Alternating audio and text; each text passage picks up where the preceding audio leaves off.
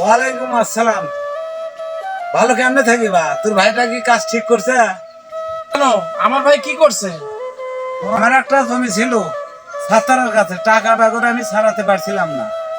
আরে তোর ভাই সাথে থেকে জমিটা ছেড়ে দিছে। চাচা, ও তো ভালো কাজটাই করছে, আপনার সাথে থেকে জমিটা ছাড়াই দিছে।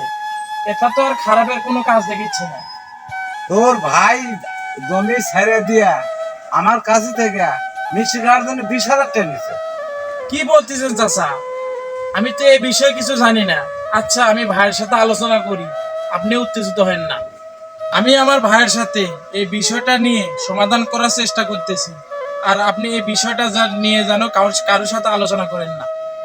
এবার ভাইতে শোনো, আমি বেশালপুর ইউনিয়নের 2 নম্বর ওয়ার্ডের 1 নম্বর লোক, আমার কাজই 1 নম্বর। তোর ভাই এই সমাজের ব্যাপারে 2 নম্বরই কাজ জান না আর করে। তোর কাছে আমি কইলাম ঠিক বিচার করি। এই শোন, গরিবের বেটার জন্য লাথি মারিস না। আবার ভালো করে করছিস শুনে, গরিব বেটার জন্য লাথি মারিস না। থাক তুই, আমি চলে যাই।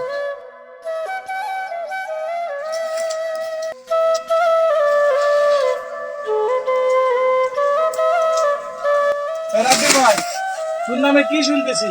কি শুনতেছি? তুই নাকি জাফর চাচার থেকে জমি ছেড়ে দিয়ে 20,000 টাকা নিছিস। হ্যাঁ নিছি, তাতে কি হয়েছে? কিছু হয়নি, কিন্তু এই কাহিনীটা কি সত্যি? হ্যাঁ সত্যি, আমি নিছি। ওর জমি ওই মহির ভাই দখল করছিল, আমি ছাড়াই দিয়ে 20,000 টাকা নিছি। জমি একজনে তুই ছাড়াই দিছিস, নিশ্চয়ই একটা উপকারী কাজ। ও তোর জন্য দোয়া করতো, আল্লাহ তোর উপর খুশি হতো, কিন্তু টাকা নেওয়ার কি দরকার ছিল?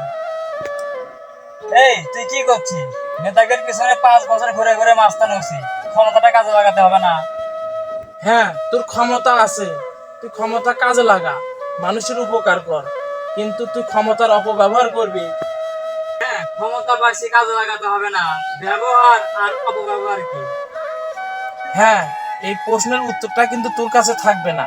তুই যদি মরে যাস, এই রুহটা কিন্তু আল্লাহর কাছে চলে যাবে, আর এই রুহটা কিন্তু তোর কাছে থাকবে না। ও আচ্ছা, তার মানে তুই এই ক্ষমতাটা এভাবে কাজে লাগাইবি। আচ্ছা ভাই, তুই এখন কি করতেছিস? বসে আছি, তারপরে কি করবি? গাড়ি নিয়ে বাড়িতে যাব। গাড়ি নিয়ে বাড়িতে যাওয়ার যেতে যেতে তুই যদি অ্যাক্সিডেন্ট করিস, তখন তুই কি করবি? তুইও যে অন্যায় অবিচার করতেছিস, তোর ক্ষমতাটা কাজে লাগাচ্ছিস।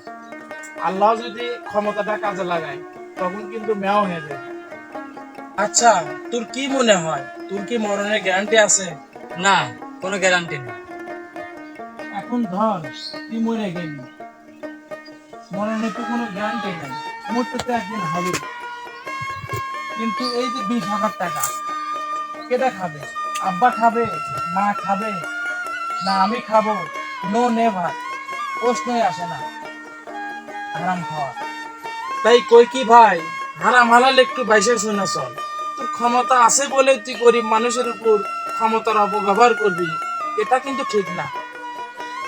শোন ভাই, মরে গেলে কিন্তু অর্থ সম্পদ টাকা পয়সা কিছুই সাথে নিয়ে যেতে পারবি না। আর তুই যেগুলো সে সমস্ত পাপ কাজ করতেছিস, এগুলোই তোর সাথে যাবে। তখন কি করবি? গরিবের উপর ক্ষমতার অপব্যবহার করা আর জুলুম করা কারে কয়, তখন তুই শাস্তি পাবি। তোর একটা কথা কই, আল্লাহ যদি তোকে বাইসা রাখে, তুই ওই গরিবের টাকাটা গরিবের বাড়ি দিয়ে আয়, আর হারাম খাওয়া বাদ দে। এখনো সময় আছে, ওই আল্লাহর কাছ কিন্তু যেতেই হবে। আর কথাগুলো কইলাম, মাথায় নেওয়ার চেষ্টা কর, আর কবরে যাওয়ার আগে একটু ভালো কাজ কর।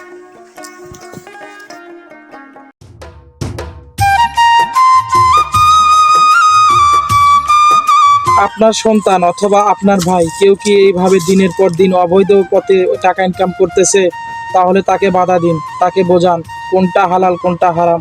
একদিন আমাদের সবাইকে দুনিয়ার মায়া ত্যাগ করে চলে যেতে হবে। ধন্যবাদ।